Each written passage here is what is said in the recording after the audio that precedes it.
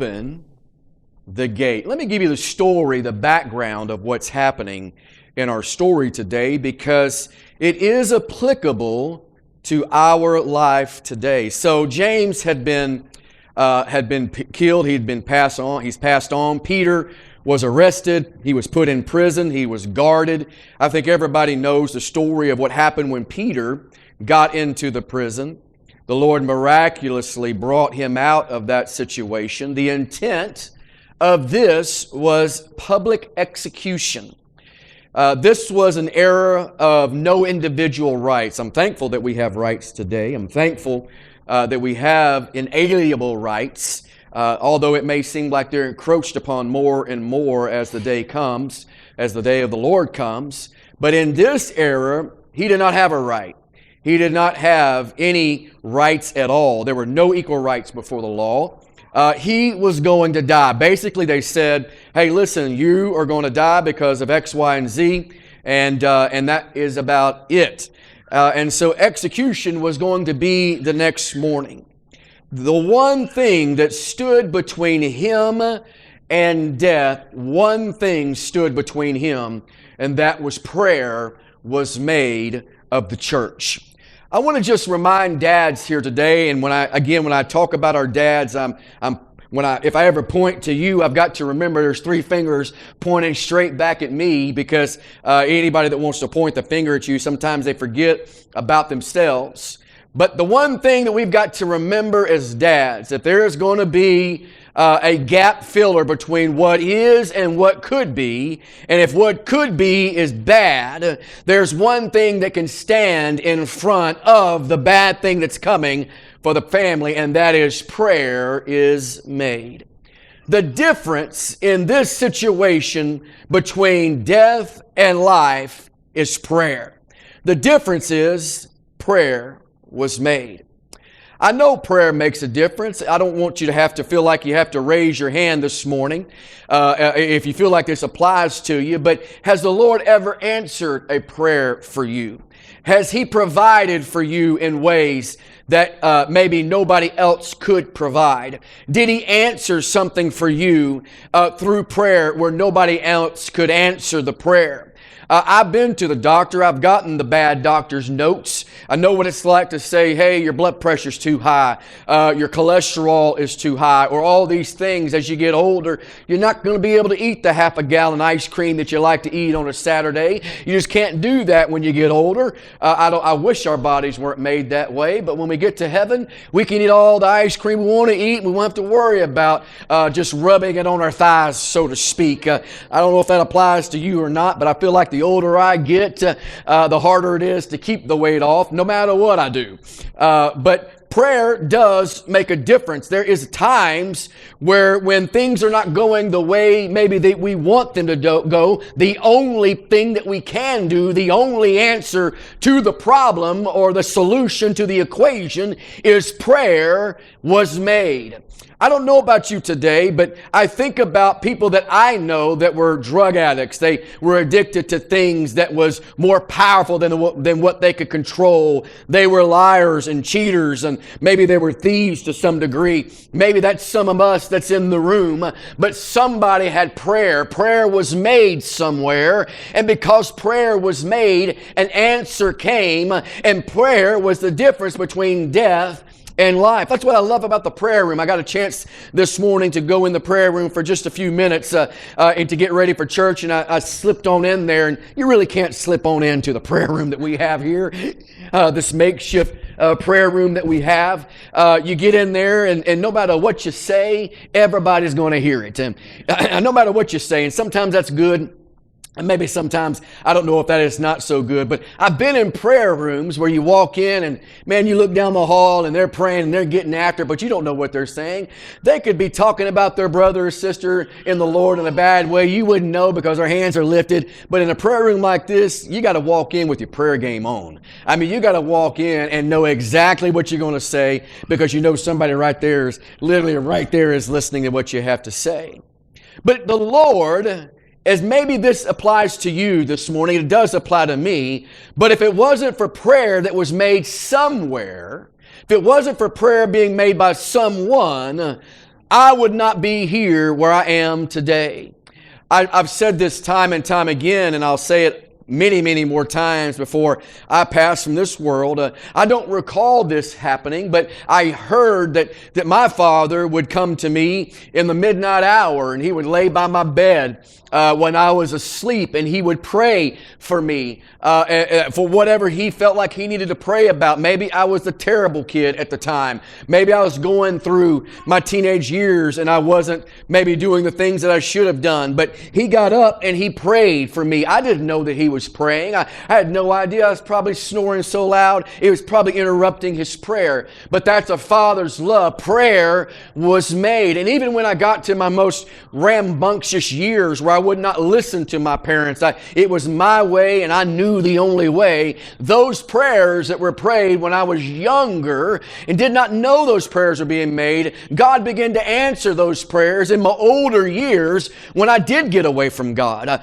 Can you get away from God and still be in church? Absolutely. You could sit in the pew this morning or the chair, whatever you want to call it, and you can call yourself being a part of a church, but you can be away from God even in the house of the Lord. And so Peter this morning, God opened the door because prayer was made by the church, and I'm thankful to God that there are people that are prayerful people. I'm not talking about just prayer here this morning, but praying when they're at home, praying when they're in their car, praying when they're at work, praying when they're all by themselves. Scripture says pray without ceasing. That doesn't necessarily mean that you pray all the time 24/7, but what it does mean is that you're in a mindset of prayer, that when you're driving around and you're thinking about things, you pray. And that's what I do for our church. I'll drive in my truck and I'm going from point A to point B, and I'm looking very so cautiously at my fuel gauge because it costs so much to fill up my truck these days. I think it's $80 to get half a tank of gas in my truck. Go figure that. And so I'm driving around praying about my own finances, and I think about you, and I think about your finances, and I think about praying for your finances. The Lord may not answer that prayer today, but prayer was made. And so think about this for just a moment for the dads that are here. We have such an awesome responsibility as dads to pray, and prayer was made. Pray for our family. Pray for those that may not be in this truth. Pray for the future of our family. I do that all the time with 3 girls.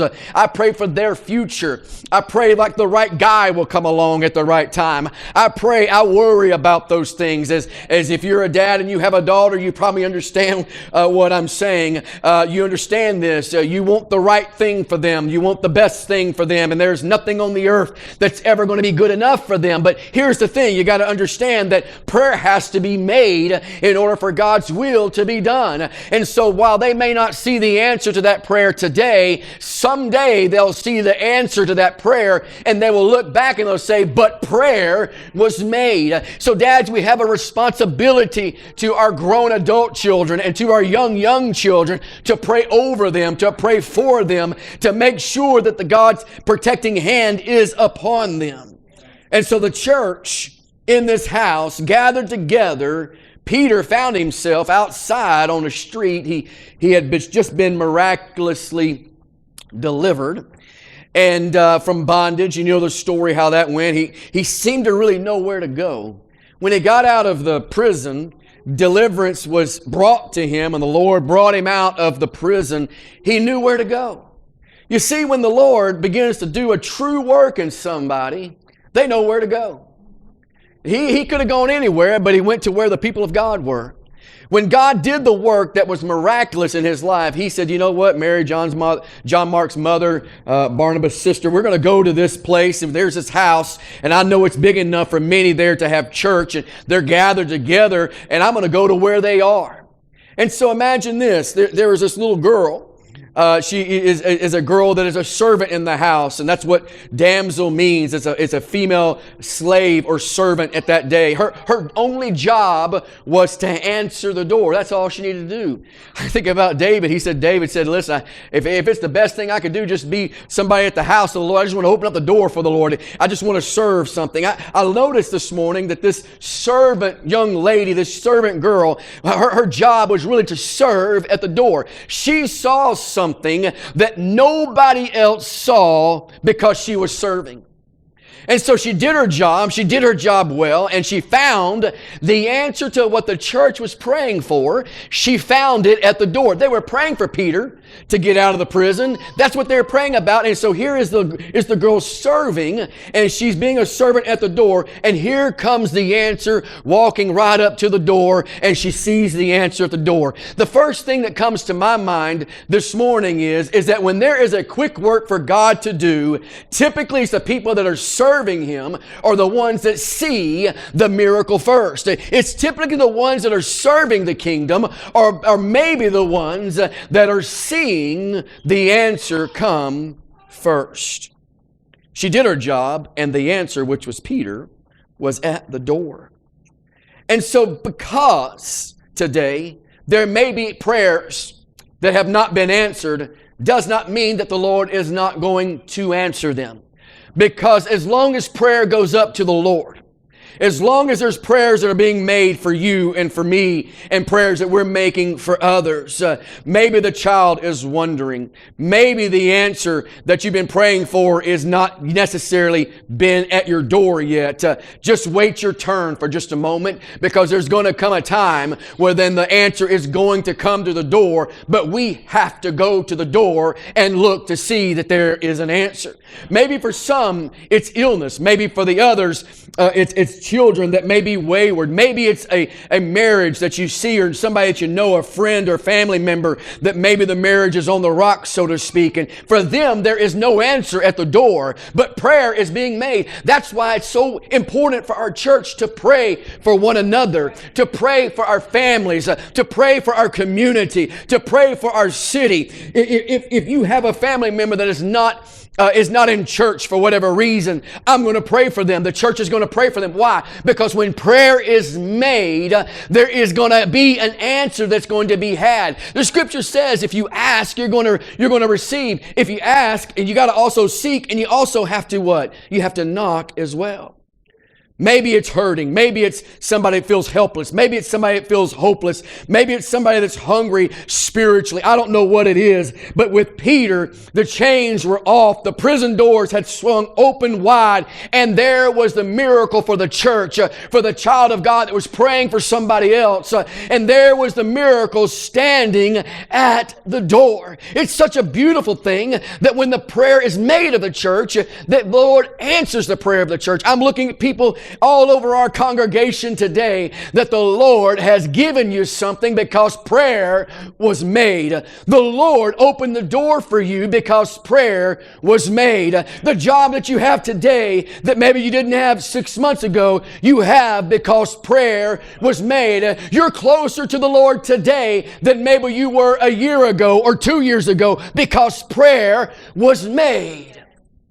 It could have been a father that was making that prayer for you. It could have been a mother that was making that prayer for you. It could have been the church that was making that prayer for you. But I believe this morning that there are people here today that your time, your season may not necessarily have come yet, but it is going to come shortly. How do I know that? Galatians 6:9 tells us, "Let us not be weary in well-doing, for in due season we shall reap if we faint not." In other words, when I don't feel like doing it, I do it anyway. When I don't feel like getting to the house of God, I come to the house of God anyways. When I don't feel like getting up and praying, I pray anyways. When I don't feel like I have a generous spirit because it seems like everybody and everyone else is tapping out my wallet, I give anyways. Why? Because there is a season that is coming that we will reap if we do not give up before that season shows itself to the door of our hearts. Due season this morning just simply means your time or your turn. That is what due season means. It means that it's your time and it's your turn. If you've been looking at other people getting their turn and God has blessed them, or maybe the thing that you have wanted so deeply, you see somebody else receiving, don't faint in that season. Let the Lord have His turn in your life. Sometimes you have to open the gate in order to receive what the Lord has for you. If you want the Lord to come into your spirit, then you have to open your heart and let Him come in. If you want the Lord to answer your prayer, then you first have to pray and you have to seek, and dare I say, you have to open the door and allow the miracle, the answer to come in. Please don't misunderstand what I'm saying here today, and I say this cautiously because I've said it before and it's been taken out of context, and you just trust me when I say that prayer alone does not open up the door. Prayer alone does not open up the door. Oh, let me tell you, prayer is essential. You keep on praying if the Lord has not answered that prayer for you. Dad, if you're praying about something specific and the Lord has not answered it, remember this, it's not time. The season is not here. It's not your time. It's not your turn for that miracle, for that answer to be fulfilled. But what I want to say here this morning is that while prayer is essential, you got to keep on praying. You see, the widow and the unjust judge, you know the story. It goes like this. I want you, Lord, to avenge me of my adversary. And the king would continue to say no. She would come back again and ask again, and the king would say no. She wore him out, as you know the scripture would say, and he would just basically just say, I'm going to avenge or answer this widow's prayer just simply because if I keep saying no and no and no and no again, I'm never going to get rid of this lady. Now, I know what this is like. I've got somebody in my home that when they ask something of you and you don't say yes or no, they ask you again. And they will ask and ask and ask and ask until they wear you out. Parents, do you know what I'm talking about here today? And for all the young adults or the children in here, and your parents saying, yeah, they'll have to take care of that a little bit later. But I know what it's like when maybe one of my children will come to me and say, hey, I'd like to have this app. For my youngest one, she can't have an app on her phone without her dad approving it. That's just the way that it is in our home. You just can't have any app on your phone. We're going to look at that app. We're going to make sure that that's okay. There's a lot of things she can't do on that phone, but there's one thing that she does. If she really, really, really wants something, she'll ask Dad. And I'll say, well, I'll think about it. Dad, have you ever said that before? Well, let me just think about it. Well, in our household, when Dad says, let's think about it, that's basically code for no. If Dad says, well, hey, let's just think about that for just a moment, that's basically like code word for, hey, it's just probably not going to happen. And Aniston, she will continue to come back to me and ask me about this. Well, can I have this? Well, let me just think about, why don't we just talk about this again in about 3 years, so to speak. Hey, well, let's talk about this. She'll come back a little bit later. She did it to me today while I was trying to get the camera all set up. She was nudging me and nudging me and nudging me. And it's one of those things, I kind of feel like what this king was feeling. I'm never going to get this widow lady out of my chamber. I'm just going to go ahead and give her her answer. Well, I'm going to avenge you. This is a parable, by the way. This is Jesus talking to us. And she says, well, you know what? King says, well, if you're going to come to me again, I might as well just give you what you're looking for. And Jesus compared this, and Jesus said that He would avenge His own elect. In other words, the Lord is going to take care of His own, and He's not going to wait like the king in the parable that's telling us. He says, I'm going to do it speedily. So when it is your turn, and it is your time, and your season has all got to where it needs to be, He's going to answer you speedily. In other words, you didn't know it was coming, and you look up and there's the answer. That's why when you pray without ceasing. They prayed all night. God had answered, but nobody opened the door. The church was praying. They had their holiness going. They had their prayer going. They had everything going. Everything was looking right. Everything. Music was doing what, by the way, the music today was fantastic. It was amazing today. Yeah.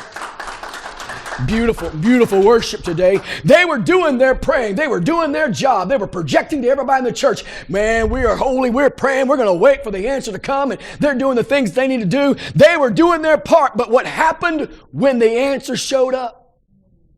It was a little servant girl standing at the door doing the thing that she wanted to do, that she was told to do, by the way. And she was standing at the door. Her name was Rhoda. And she stood at the door and she said, oh my word, here we have a miracle standing in front of us. She was so excited about the miracle, she didn't open up the door to let the guy come in so she could go to the church and see everybody. Oh, the Lord does answer prayers. Instead, she ran. She threw up her hands. I'm sure she shouted, thank you, Lord. She was moved, but she couldn't wait to tell others about it, but she never opened the door. That's a small detail, I would imagine. It's just a small thing. Why are you focusing on that? Well, prayer doesn't open the door for you. Excitement doesn't open the door for you.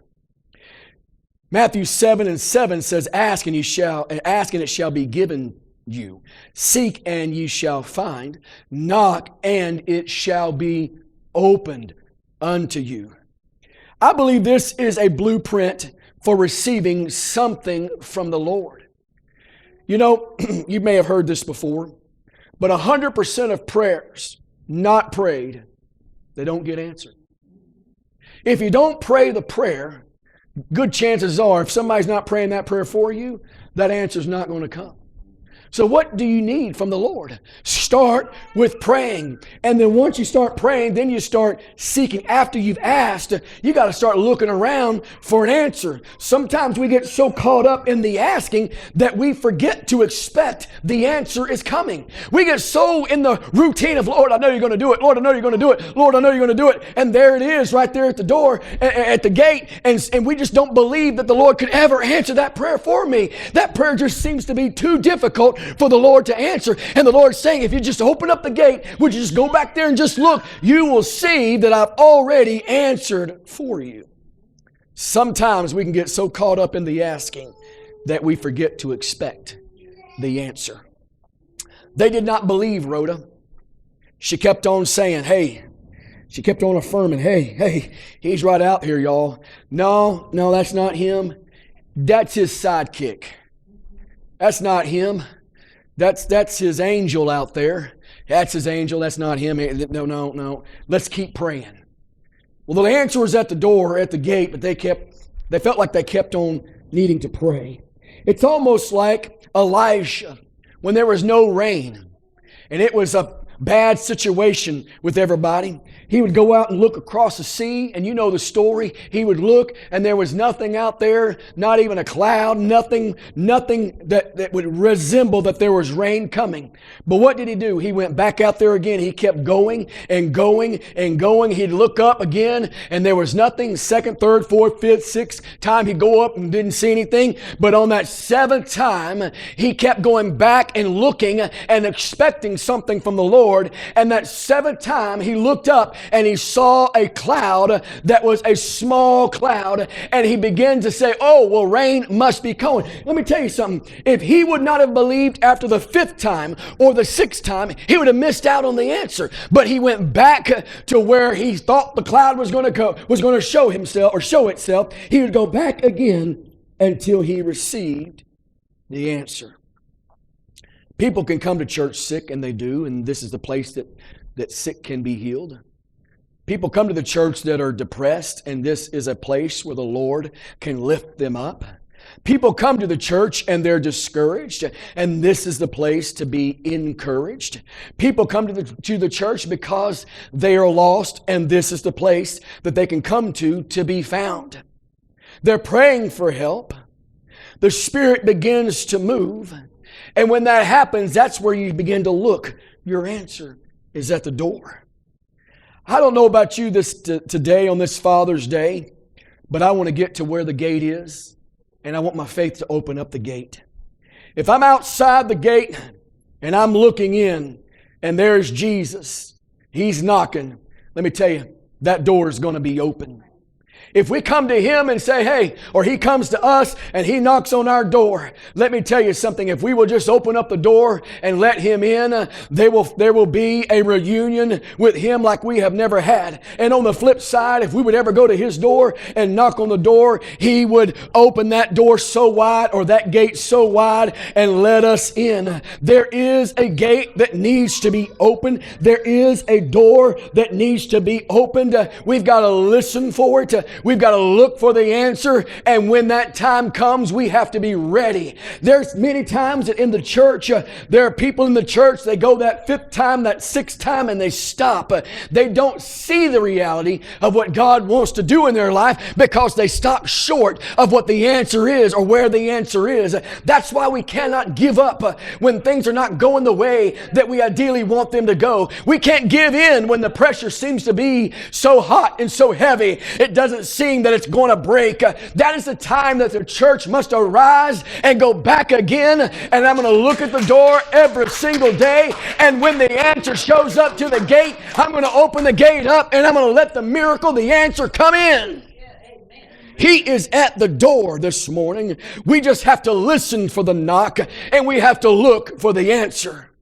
And when the answer shows up, we have to open the gate and allow Him to come.